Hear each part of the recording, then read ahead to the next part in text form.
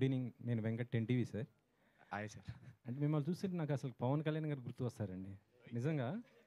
అంటే ఆ ఎక్స్ప్రెషన్స్ అవన్నీ చూస్తుంటే పవన్ కళ్యాణ్ గారి నాకు కనబడతారు. ఆయన Thank first you, sir. Starting తొలి ప్రేమ మూవీస్ నుంచి సుస్వాగతం ఇలా చూస్తుంటే డ్యాన్స్ పరంగా చూస్తుంటేనే మాత్రం జూనియర్ ఎన్టీఆర్ కనబడుతుంటారు. Thank you sir. Thank you so much. నేను కోరుకునేది ఏంటంటే ఎన్టీఆర్ గారు మీరు ఇద్దరు కలిసి ఒక మంచి మూవీ చేయాలని కోరుకుంటున్నాను. సార్ ఆయన ఎక్కడో సార్ మొన్నే పాట కూడా వచ్చింది కదా సార్, దేవరా ముందిట నువ్వెంత అని. వాళ్ళనే ఫీల్ అవుతాను సార్ నేను అప్పుడు.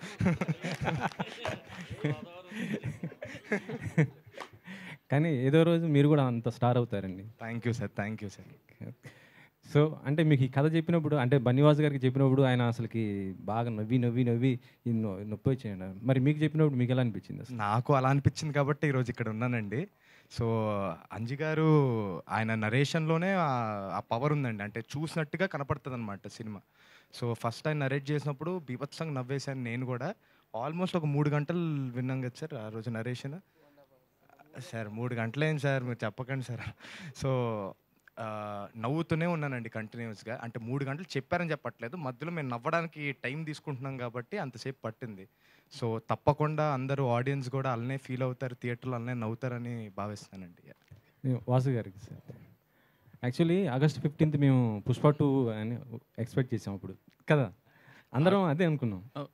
ఇప్పుడు ఆయుధ అవగొట్టిన తర్వాత ఎలాగా మీరు నన్ను వేసుకుంటారు, నాకు క్లారిటీ ఉంది. ఫస్ట్ ఆయుధ అవగొట్టేది. అదే అదే సార్. అంటే అంటే ఆ డేట్ని ఇది ఫుల్ఫిల్ చేస్తుందా అనేసి అంటున్నాను. అంటే ఆ రేంజ్లో ఈ సినిమా ఆడిద్యా ఎలా ఉంటుంది అనేసి ఏమండి మీరు అడుగుతున్న క్వశ్చన్లోనే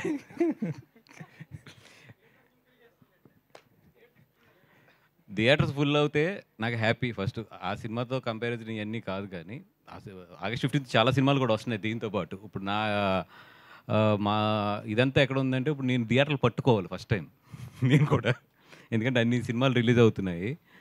అండ్ సెకండ్ థింగ్ ఏంటంటే ఆగస్ట్ 15 రిలీజ్ చేయడానికి దీనికి మెయిన్ కారణం ఏంటంటే ఇప్పుడు ఇందాకే మన మిర్చి ఆయన మాట్లాడుతుంటే కూడా మాట్లాడుకున్నాం. ఈ రోజులో సినిమా బాగుంది అంటే అది మౌత్ టాక్ వెళ్ళి దాని తర్వాత స్లోగా రేజ్ అయ్యే సినిమాలు ఇవన్నీ కూడా. సో ఒక 1 వీక్ ఈ సినిమా బాగుంది అని జనాల్లోకి వెళ్తానికి టైం కావాలి మాకు. సో నేను ఇది యాక్చువల్లీ ఏంటంటే సెకండ్ వీక్ నుంచి I'm expecting the revenues. But first week ఏంటంటే ఈ సినిమా చాలా బాగుంది అని వెళ్తానికి I need theatres to get the mouth talk వెళ్ళి సెకండ్ వీక్ జనాల్ని థియేటర్ తీసుకురావాలి. సో ఆ స్ట్రాటజీ మీదే 15th వేస్తే కనుక ఏంటంటే హాలిడేస్ ఉన్నాయి కాబట్టి 2-3 హాలిడేస్ ఎక్కువ. అండ్ రెండోది ఏంటంటే ఈ సినిమా ఫుల్ థియేటర్ మీద చూడవలసిన సినిమా.